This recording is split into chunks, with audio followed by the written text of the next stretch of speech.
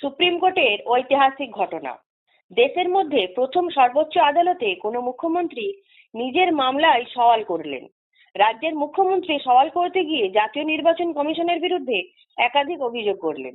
এতদিন যা দলের রাজনৈতিক সভা বা সরকারি সভা থেকে করে আসছিলেন, সেই অভিযোগ এবার সর্বোচ্চ আদালতে তুলে ধরলেন। মুখ্যমন্ত্রী নিজেও সওয়াল করলেও তার আইনজীবী হিসাবে শুনানিতে উপস্থিত ছিলেন আইনজীবী শ্যাম দেওয়ান।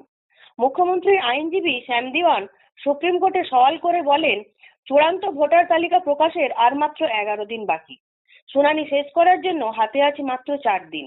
32 লক্ষ ভোটারকে আনম্যাপড হিসেবে চিহ্নিত করা হয়েছে। তিনি আরো বলেন যে খসড়া তালিকা প্রকাশের পর 1,36,00,000 ভোটার প্রভাবিত হয়েছেন। 16ই ডিসেম্বর 2025 থেকে এখনো পর্যন্ত 88 লক্ষ মানুষের শুনানি হয়েছে। প্রতিদিন গড়ে 1,80,000 মানুষের শুনানি হয়েছে। এখনো 63 লক্ষ মানুষের শুনানি বাকি। নির্ধারিত সময়ে শুনানি শেষ করতে হলে প্রতিদিন 15.5 লক্ষ শুনানি করতে হবে, যা বাস্তবে অসম্ভব। 8,300 জন মাইক্রো অবজারভার নিয়োগ করা হয়েছে, যার কোনো আইনি ভিত্তি নেই। মুখ্যমন্ত্রীর আইনজীবী এও বলেন যে ফ্যামিলি রেজিস্টার, আধার কার্ড, ওবিসি শংসাপত্র কোনোটাই আদালতের নির্দেশ থাকা সত্ত্বেও আলাদাভাবে গ্রহণ করা হচ্ছে না। মুখ্যমন্ত্রীর সওয়াল ছিল আরো জোরালো।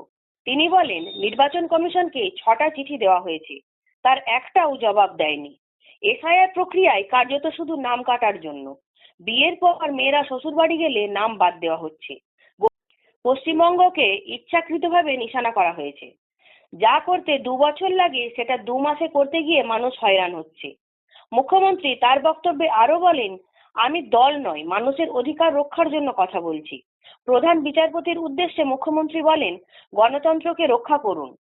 মুখ্যমন্ত্রী আরো বলেন, ইআরওর কোনো ক্ষমতা নেই। রোল পর্যবেক্ষক বিজেপি শাসিত রাজ্য থেকে নিয়ে আসা হয়েছে। 58 লক্ষের নাম বাদ দিয়েছে। অনেকে জীবিত রয়েছেন। মাইক্রো অবজারভার নাম মুছে দিচ্ছেন। বাইরের বিজেপি শাসিত রাজ্য থেকে মাইক্রো অবজারভার নিয়ে আসা হয়েছে। সুপ্রিম কোর্ট আধার কার্ড নিতে বলেছিলেন, কিন্তু নেওয়া হয়নি। অন্য নথি চাওয়া হয়েছে। মুখ্যমন্ত্রী সওয়াল করতে গিয়ে আরো বলেন, 100 জনের বেশি মারা গিয়েছেন।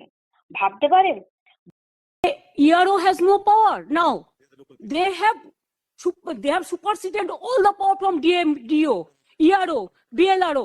Only they have appointed 8,300 micro observer and the roll observer from the BJP ruled state, so that DO cannot clear the name. It is all micro observer can delete all the names sitting inside the Election Commission office through AI. Sir, earlier 58 lakhs are being deleted. Even they were not allowed to file Form 6. Sir, earlier first phase, 58 lakhs deleted. There so many people are alive, and now they are being declared by that their death. Sir, the anti-women, so many women. বাংলাকে target করা হয়েছে, কেন অসমে করা হয়নি? আমার কাছে কয়েকটি ছবি রয়েছে, সেটি দেখানোর অনুমতি দেওয়া হোক। সেটি আমার ছবি না, সংবাদ মাধ্যমের ছবি। মুখ্যমন্ত্রীর সওয়াল শেষে নির্বাচন কমিশনের তরফে রাজ্য সরকারের বিরুদ্ধে অসহযোগিতার অভিযোগ আনা হয়। কমিশনের আইনজীবী বলেন, রাজ্য সরকারের কাছে মাইক্রো অবজারভারের জন্য অফিসার চাওয়া হয়েছিল, কিন্তু দেননি। কম্পিউটার অপারেটরের জন্য সহযোগিতা করা হয়নি, তাই বাধ্য হয়ে বাইরের রাজ্য থেকে অফিসার আনতে হয়েছে। এরপরই প্রধান বিচারপতি রাজ্যকে নির্দেশ দেন অফিসার দিতে হবে। বাংলা ভাষা ভালো বোঝে এমন অফিসারের তালিকা দিতে হবে রাজ্যকে। আগামী 9 তারিখ সোমবার এই মামলার পরবর্তী শুনানি। তার আগেই এই অফিসারদের তালিকা জমা দেবে রাজ্য।